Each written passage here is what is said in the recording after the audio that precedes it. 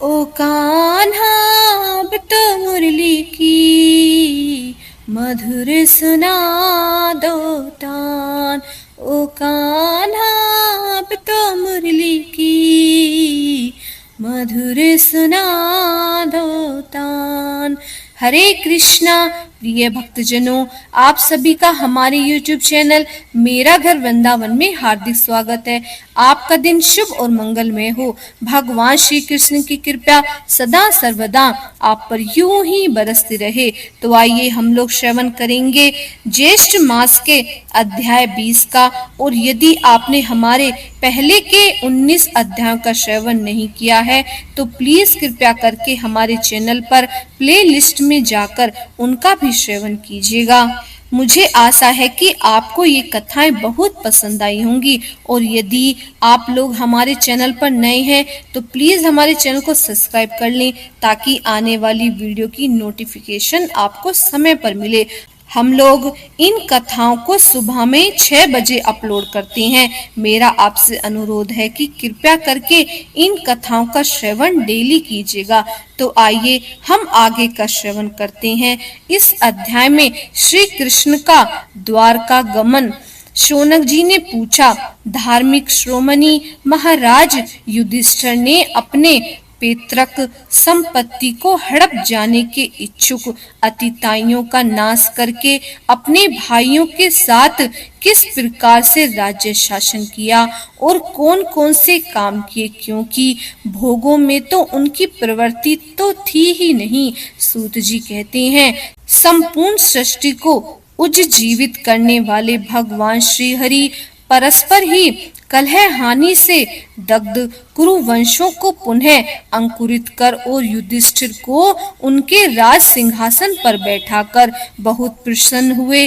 भीष्म पितामह और भगवान श्री कृष्ण के उपदेश के श्रवण से उनके अंतःकरण में विज्ञान का उदय हुआ और भ्रांति मिट गई। भगवान के आश्रय में रहकर वे समुद्र पर्यंत सारी पृथ्वी का इंद्र के समान शासन करने लगे।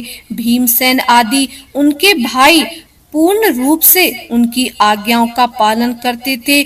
युधिष्ठिर के राज्य में आवश्यकता अनुसार यथेष्ट वर्षा होती थी। पृथ्वी के समस्त अभीष्ट वस्तुएं पैदा होती थीं। बड़े बड़े थनों वाली बहुत सी गायें प्रसन्न रहकर गौशालाओं को दूध से सींचती रहती थीं। नदियां, समुद्र, पर्वत, वनस्पति, लताएं और औषधियां प्रत्येक ऋतु में यथेष्ट रूप से अपनी अपनी वस्तुएं राजा को देती थीं। अजात शत्रु महाराज युधिष्ठिर के राज्य में किसी प्राणी को कभी भी आदि व्याधि अथवा दैविक, भौतिक और आत्मिक कलेश नहीं होते थे। अपने बंधुओं का शोक मिटाने के लिए और अपनी बहन सुभद्रा की प्रसन्नता के लिए भगवान श्री कृष्ण कई महीनों तक हस्तिनापुर में ही रहे। फिर जब उन्होंने राजा युधिष्ठिर से द्वारका जाने की अनुमति मांगी तब राजा ने उन्हें अपने हृदय से लगाकर स्वीकृति दे दी। भगवान उनको प्रणाम करके रथ पर सवार हुए। कुछ लोग समान उग्र वाले कुछ लोगों ने उनका आलिंगन किया और कुछ ने प्रणाम किया। उस समय सुभद्रा, द्रौपदी, कुंती, उत्तरा, गांधारी, धृतराष्ट्र, युयुत्सु, कृपाचार्य, नकुल, सहदेव, भीमसेन, धौम्य और सत्यवती आदि सब मूर्छित से हो गए। वे सांगपानी श्री कृष्ण का विरह नहीं सह सके। भगवत भक्त सत्पुरुषों के संग से जिसका दुसंग छूट गया है वह विचारशील पुरुष भगवान के मधुर मनोहर सुयश को एक बार ही सुन लेने पर फिर उसे छोड़ने की कल्पना भी नहीं करता। उन्हीं भगवान के दर्शन तथा स्पर्श से, उनके साथ आलाप करने से तथा साथ ही साथ सोने, उठने, बैठने और भोजन करने से जिनका संपूर्ण हृदय उन्हें समर्पित हो चुका था, वे पांडव भला उनका विरह कैसे सह सकते थे। उनका चित्त द्रवित हो रहा था। वे सब निर्विशेष नेत्रों से भगवान को देखते हुए स्नेह बंधन से बंधकर जहां तहां दौड़ रहे थे। भगवान श्री कृष्ण के घर से चलते समय उनके बंधुओं की स्त्रियों के नेत्र उत्कंठावश उमड़ते हुए आंसुओं से भर आए, परंतु इस भय से कि कहीं यात्रा के समय अपशगुन न हो जाए, उन्होंने बड़ी कठिनाइयों से उन्हें रोक लिया।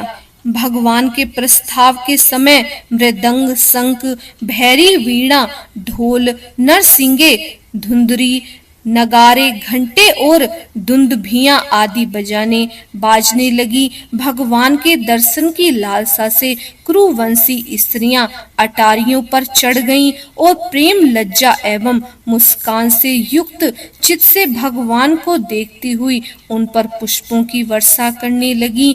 उस समय भगवान के प्रिय सखा घुंघराले बालों वाले अर्जुन ने अपने प्रियतम श्री कृष्ण का वह श्वेत छत्र, जिसमें मोतियों की झालर लटक रही थी और जिसका डंडा रत्नों का बना हुआ था, अपने हाथ में ले लिया।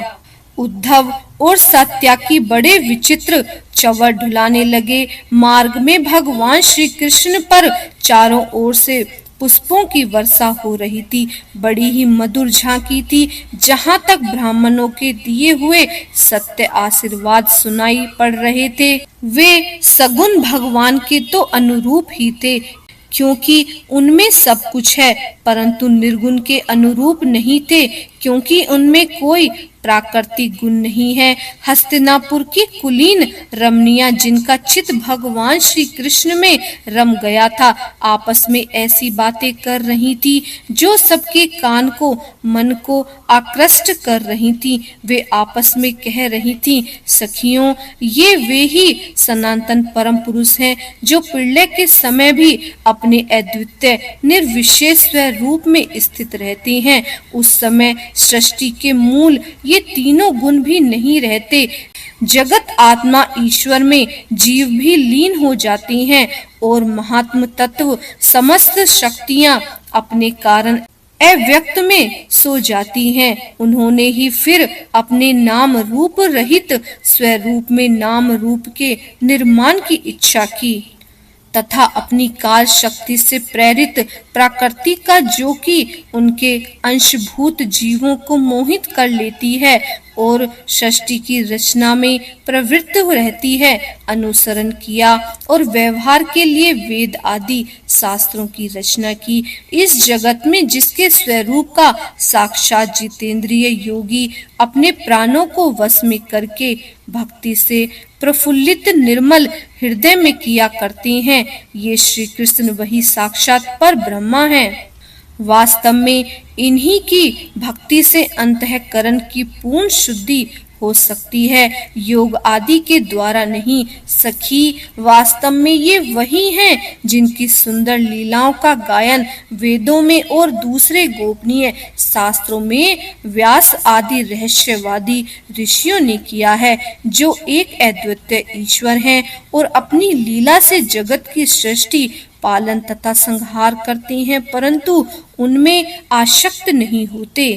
जब तामसी बुद्धि वाले राजा अधर्म से अपना पेट पालने लगते हैं, तब ये ही सत्व गुण को स्वीकार कर ऐश्वर्य, सत्य, रित, दया और यश प्रकट करते और संसार के कल्याण के लिए युग युग में अनेकों अवतार ग्रहण करते हैं। ओहो, यह यदुवंश परम प्रशंसनीय है, क्योंकि लक्ष्मीपति पुरुषोत्तम श्री कृष्ण ने जन्म ग्रहण करके इस वंश को सम्मानित किया है। वह पवित्र मधुवन भी अत्यंत धन्य है, जिसे इन्होंने अपने शैशव एवं किशोर अवस्था में घूम फिरकर सुशोभित किया है। बड़े हर्ष की बात है कि द्वारका ने स्वर्ग के यश का तिरस्कार करके पृथ्वी के पवित्र यशों को बढ़ाया है।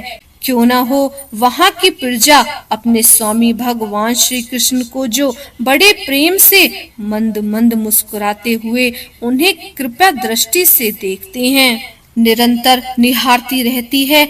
सखी, जिनका इन्होंने पानी ग्रहण किया है, उन स्त्रियों ने अवश्य ही व्रत, स्नान, हवन आदि के द्वारा इन परमात्मा की आराधना की होगी, क्योंकि वे बार-बार इनकी उस अधर सुधा का पान करती हैं, जिसके स्मरण मात्र से ही व्रज बालाएं आनंद से मूर्छित हो जाया करती थीं। वे स्वयंवर में शिशुपाल आदि मत वाले राजाओं का मान मर्दन करके जिनको अपने बाहुबल से हर लाए थे तथा जिनके पुत्र प्रद्युम्न, सांब, आम्ब आदि के वे रुक्मणी आदि 8 पटरानियों और भौमासुर को मारकर लाई हुई, जो इनकी हजारों अन्य पत्नियां हैं, वे वास्तव में धन्य हैं, क्योंकि इन सभी ने स्वतंत्रता और पवित्रता से रहित स्त्री जीव को पवित्र और उज्जवल बना दिया। इनकी महिमा का वर्णन कोई क्या करे। इनके स्वामी साक्षात कमल नयन भगवान श्री कृष्ण हैं, जो नाना प्रकार की प्रिय चेष्टाओं तथा पारिजाति प्रिय वस्तुओं की भेंट से इनके हृदय में प्रेम एवं आनंद की अभिवृद्धि करते हुए कभी एक क्षण के लिए भी इन्हें छोड़कर दूसरी जगह नहीं जाते। हस्तिनापुर की स्त्रियां इस प्रकार बातचीत कर ही रही थीं कि भगवान श्री कृष्ण मंद मंद और मुस्कुराते हुए प्रेम पूर्वक चितवन से उनका अभिनंदन करते हुए वहां से विदा हो गए। अजात शत्रु युधिष्ठिर ने भगवान श्री कृष्ण की रक्षा के लिए हाथी, घोड़े, रथ और पैदल सेना उनके साथ कर दी। उन्हें स्नेहवश यह शंका हो आई थी कि कहीं रास्ते में शत्रु इन पर आक्रमण न कर दें। सुदृढ़ प्रेम के कारण कुरुवंश पांडव भगवान के साथ बहुत दूर तक चलते गए। वे लोग उस समय भावी विरह से व्याकुल हो रहे थे। भगवान श्री कृष्ण ने उन्हें बहुत आग्रह करके विदा किया और सात्विक, उद्धव आदि प्रेमी मित्रों के साथ द्वारका की यात्रा की। शौनक जी वे कुरु जंगल, पांचाल, सुरसेन, यमुना के तटवर्ती प्रदेश, ब्रह्मव्रत, कुरुक्षेत्र, मत्स्य, सारस्वत और मरु धनव देशों को पार करके शोवीर और आभीर देश के पश्चिम आनर्त देश में आए। उस समय अधिक चलने के कारण भगवान के रथ के घोड़े कुछ थक से गए। मार्ग में स्थान स्थान पर लोग उपहार आदि के द्वारा भगवान का सम्मान करते। सायंकाल होने पर वे रथ पर से भूमि पर उतर आते और जलाशय पर जाकर संध्या वंदन करते। यह उनकी नित्यचर्या थी।